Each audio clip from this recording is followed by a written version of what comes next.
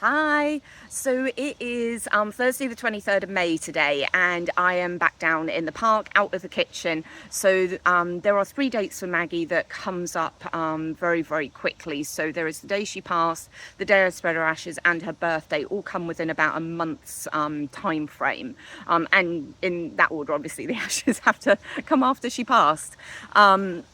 And so I'm down here, and I ummed and ahed about coming down as to, I was kind of feeling fine. And some of that's probably attributed to, yesterday I went for a walk and I went to a place that I haven't been since she's passed. And I don't think I'd probably been in the year leading up to her passing either, which is a little ski mountain in the city that I live in. And I would go up the back of it any time of year, even in the winter. You can go up the back, not interrupt the skiers. And Maggie loved the snow and just sitting in it. So I was up there, so that's probably why I was kind of like, oh, I'm doing all right, I don't need to come down today. But ultimately I was like, no, I want to.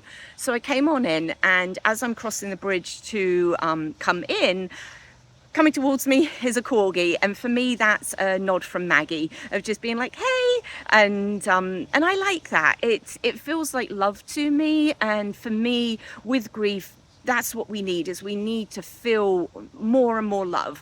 It helps expand around the grief, and easy is not the term, but it becomes that there's more love than grief in terms of the balance of it.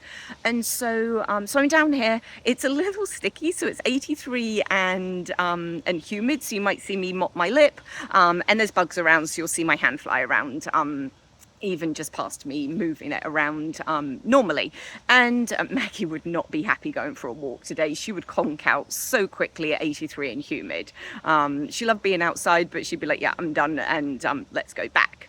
So super nice to be down here with her. I've got my trusty hot chocolate at my feet. I'm in a slightly different spot to what I was to the last video I did of hers.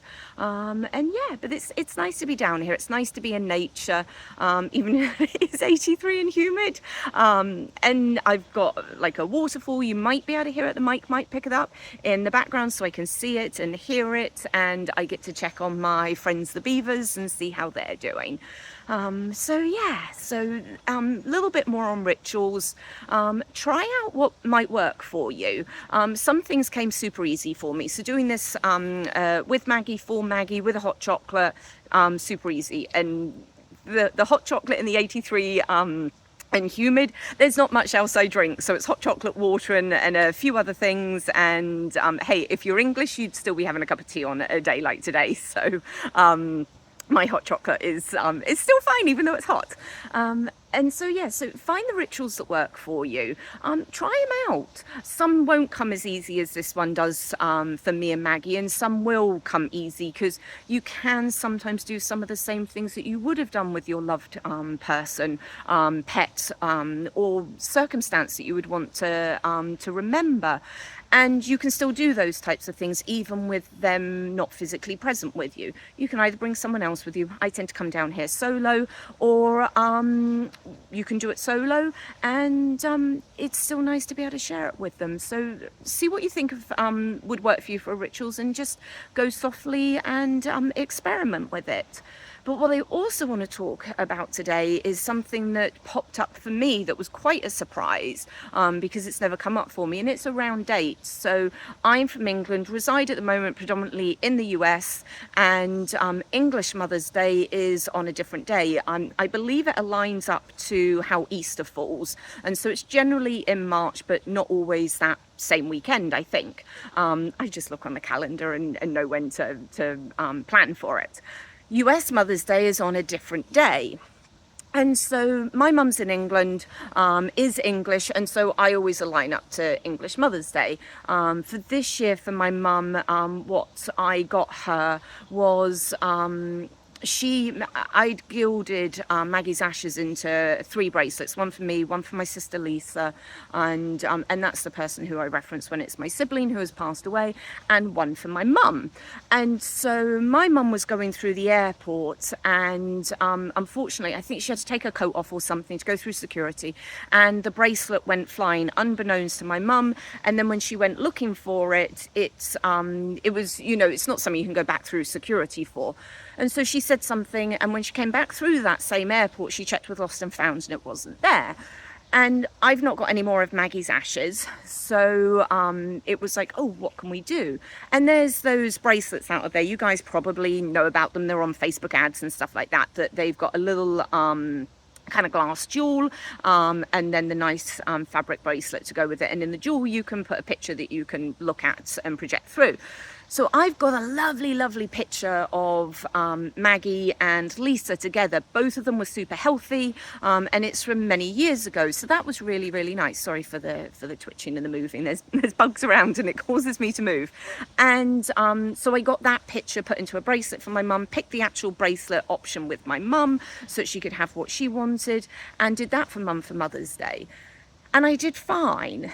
But the piece that's come up and that I think doesn't get covered when people think about Mother's Day, they think about the children whose parent has passed away, or mum that has passed away, or dad that has passed away, and you know, kind of other people around, but they don't tend to think about how it can affect the sibling who is still here, and their parent is still here as well. And so I can still do things for my mum with my mum. But what came up for me so predominantly this year, and it's the second Mother's Day with Lisa not physically being here, is that I don't have my partner in crime to plot and scheme for what wonderful things we want to do for our mum. And that I super duper miss, because generally Lisa and I would partner up to get mum gifts or do experiences together with her, or I would you know, get something that would go with the experience if Lisa was going off to something with her and I was in the US, and them two being both in the UK. And the last Mother's Day that Lisa was here for, we were all in England, so all three of us got to do something. There were still COVID restrictions in place, but we were able to do something, and it was lovely. I think we were probably all well aware that it was potentially the last, or the one from last Mother's Day that we would have with Lisa here. But it was super duper hard this year, and I really felt it, and I felt it in the lead up to, on the day, so much so that I wasn't able to message any of my friends whose mums have passed away. And that's not like me, because normally I'm able to be present and be with my people, and it's affected me for a while afterwards. And whilst I knew what was going on, it was really, really unusual, because Mother's Day in the US, normally I just don't pay attention to it, because my mum, as I said, is in England and is English, so it's never been a thing. So it was trying to figure out what to kind of do with that. And so I leaned into it, and I don't say just, but that was the singular thing I did. Of I leaned into it, felt all the emotions, being mad, being sad, not knowing what to do to distribute those emotions, because it wasn't a regular Mother's Day where I would be doing something with mum and we could kind of be sad together and commiserate together, and then you know, talk about Lisa. So I'll be seeing what I do next year and see what comes up. But when things come up for you that maybe have not come up before, this was our second Mother's Day with Lisa not being here, so it was new for that to come up for me. Try and be as gentle with yourself as you possibly can. See what you can do about it, and you can share with me in the chat below. You can pop me a DM on either Instagram or Facebook. It's all Grief Conversations with Claire. And that's Claire with an I, so Claire. I've got everything.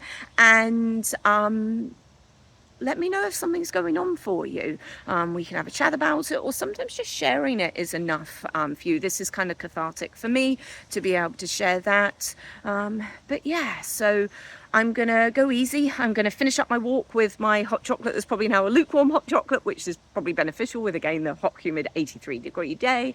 And I'll just be thinking about Lisa, thinking about Maggie. I also tend to think about the other people that aren't physically here anymore, and how I miss them and spending time with them. And yeah, so take care of you guys. I will probably be back in the kitchen for the next one, or I might quickly do one after this, because I'm generally aiming to upload on on Fridays. But take care of yourself. Subscribe if you want to see more of my things, like the videos, because as I get told as I'm new to this, but it helps with the algorithms for you to see it. Yeah, I hope this helps, and take good care of yourself, and till the next time.